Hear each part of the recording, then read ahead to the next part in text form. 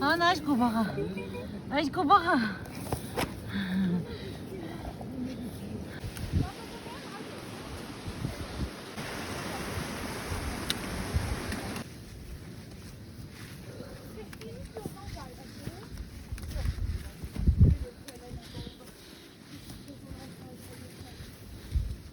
Çiğle sezonunda gelesen de bura.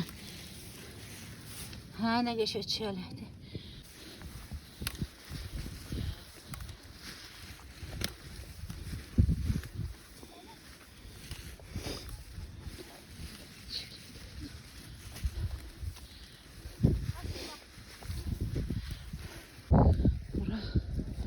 Yergüt kendinin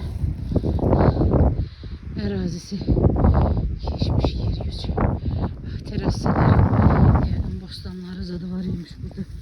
Teraslar. Biz kendin karabalıklarına gideceğiz. Aşağıda çay var. Daha nece dikti bura. 20 mümkündür ancak dığırlanamadan düşer. Çok dikti. Yakın orada. Kendi. Ha oraya okşuyor. Evler okşuyor oraya. Burası bostan yerleri. Bu tarafta, iki tarafta kırız. Kırız kendi görsen.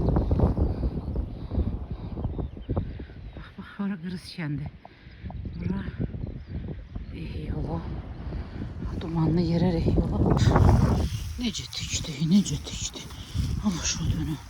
Böyle dik yarılar. Taşlar. Yani aşağı.